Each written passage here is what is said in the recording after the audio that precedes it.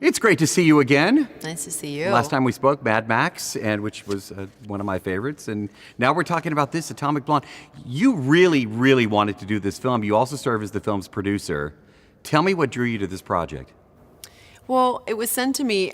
I was definitely actively looking for a character like this. I wanted to do something in this space with a female and kind of have her play by the same rules boys get to play. And so I was sent this unpublished graphic novel, and I read 8 pages, and something about the character just really kind of sparked potential in me, and so we started developing it.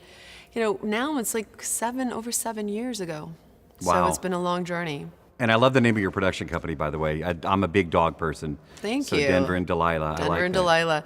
Yeah, I named my company after them because it was the first time I was living such a gypsy life. Right.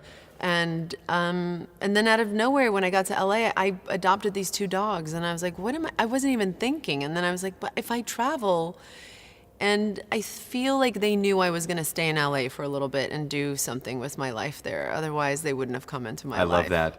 We're in Berlin. You actually filmed the movie here in Berlin. Fair to say that this city also serves as a character? Very much so. I think it's what kind of gives the temperature of the movie.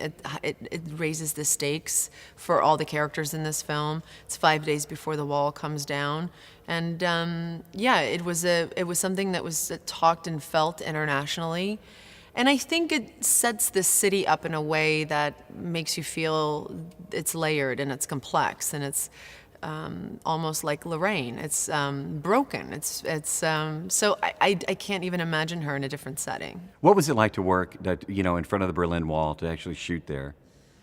It was great. We had to build some of it for Right. our, just to make it logistically easy for us to shoot. But I mean, look, when I was growing up, I was very much aware of this time in Berlin. Right. I think it was something that was kind of talked about everywhere.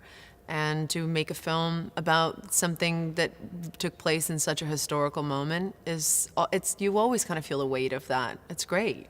I have to ask about the injuries, because I read that you bruised a rib, you cracked a tooth, had to get a root canal. You really took a beating to play this character. Is that all true? Yeah. It's been it's like a year and a half since we've shot the film, and I think I forgot most of the injuries because I had such a great time making the film that it's a little bit, I feel like the analogy is like childbirth. Like, after a while you just think of all the good memories. But my mom had to actually remind me, because I was like, and there were no injuries. She was like, I saw you come home every night and you could barely walk, you could barely pick up your kids. And she's like, don't you ever forget. And I think she was a little worried. Do we get to see more of Lorraine? I hope so. I hope so. I absolutely love this woman. I think out of all the women that I've played in my career, she to me feels just the most unapologetic for what she is and who she is. And I think maybe at this time in my life, I've just really relished being able to kind of put myself in that skin, and it's been really empowering for me. I love that. I have to ask about the red shoes. My colleagues in Houston, Rita Garcia, Melissa Wilson, anchors that I'm on the air with, they said, ask her about the red shoes. So apparently people are really drawn to that. My mom even goes, I got to get some of those. So that's amazing. Tell me about those. Well, we were Dior was kind enough to send us those shoes. And that's the shoe that's featured in the film. And little did they know we were going to make a character out of the shoe. But ladies, you can go to Dior and pick up your red stilettos from there. I love it, and I can't wait for Tolly. I can't wait for Gringo. And that means I get to talk to you again. More Yes. projects coming up. Great to see you. So nice to see you again. Thank you. Take care, Charlize. Thanks. Bye-bye.